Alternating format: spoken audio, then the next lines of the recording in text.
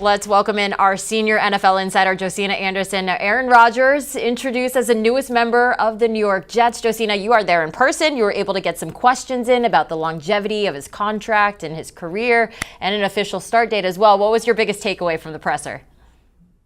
Well, first and foremost, it's kind of everything before the presser, just the energy that's here. I mean, the Jets texted me yesterday and said that they really didn't have this press conference finalized until 6:40 p.m. Eastern.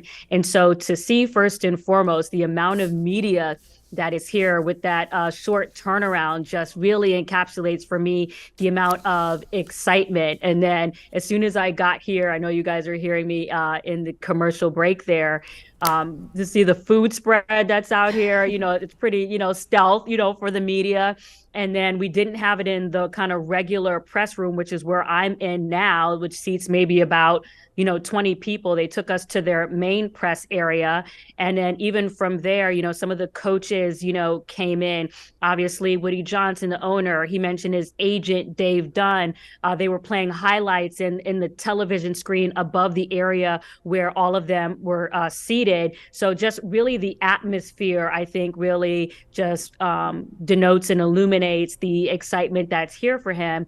And then just in listening to Aaron Rodgers, he has, kind of this peaceful voice, which I think just kind of evokes what we all know from him, coming out of the darkness and all the things that he likes to do to really get in tune with himself. But for him to say first and foremost that he really believes in this team and how, having practiced, against them and obviously losing against them last year and being really impressed with them. I believe that was week 6 or week 7 that the Packers lost against, the Jets. He mentioned, being really respectful of the Robert Saleh defenses, the numerous times that the Packers went up against the 49ers.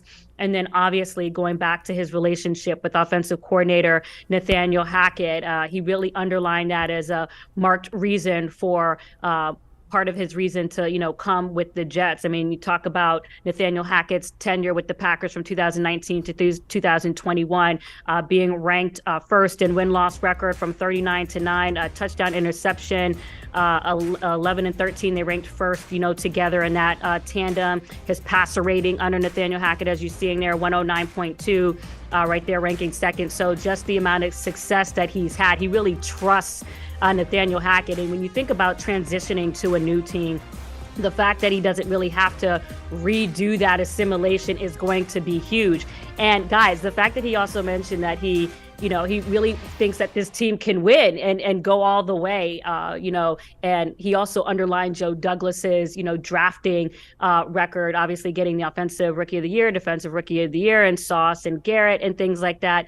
So that is what really stood out to me. And I would just really quickly say the last thing is, I really wanted to know, and one reporter had asked this, how long are you planning to stay here? And he said, I just want to focus on this season.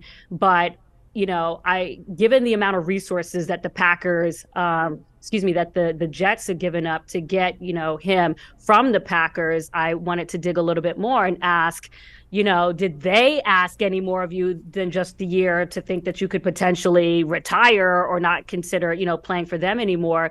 And that's when he said, right now, I am trying to be here for the foreseeable future, looking for a place to live and all those things. So I feel like that was a little bit, more insightful in the fact that he also added to my question that, he plans on being here in the building tomorrow to start practice as they continue in phase 1.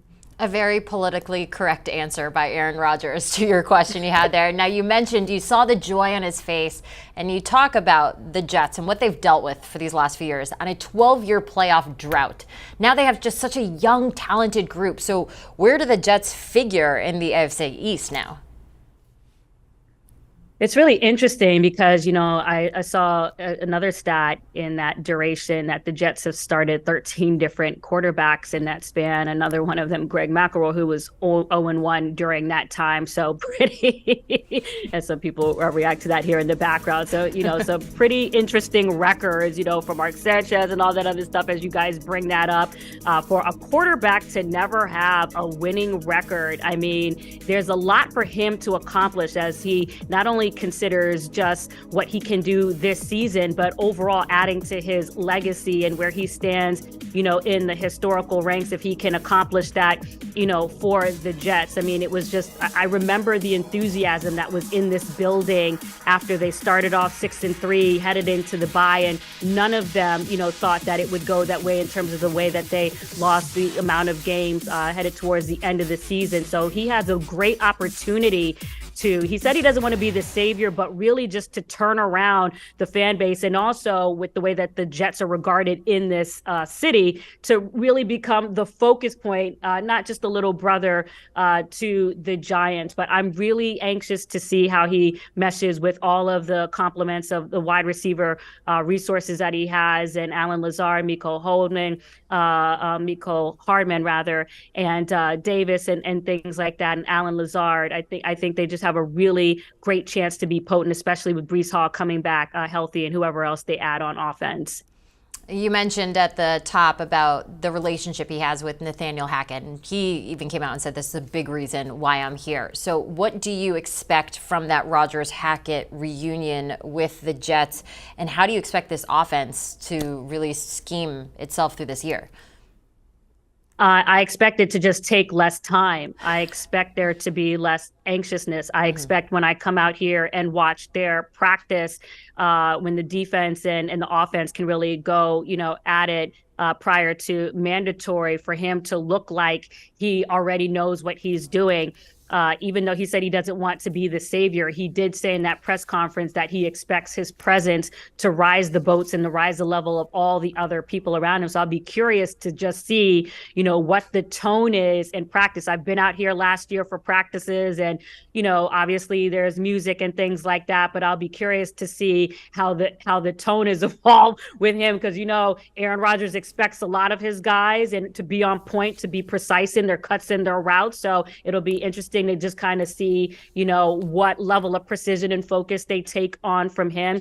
But I would just say one of the other things that I didn't get a chance, because I was really surprised at the length of the press conference. It was pretty short in comparison to what I was like, oh, it's done, 10 questions. I mean, OBJ's press conference was 45 minutes. This was only 10. But if I had another chance to steal the microphone again, I would have asked him, and it's a little bit of an all-football question, how much does he feel it's important to have the balance off of the field in his life in regards or in comparison to on the field? And the reason why I say that is because, and it's a little bit of a personal question, but when you look at what happened to the Tampa Bay Buccaneers last year, with Tom Brady, and how his personal life had such an effect, in my opinion, on how that season transpired.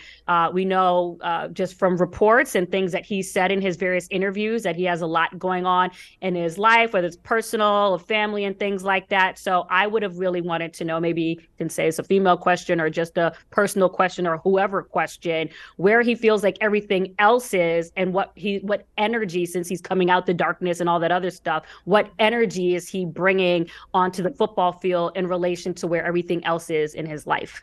It's certainly going to be a change in the atmosphere and the environment inside of that locker room.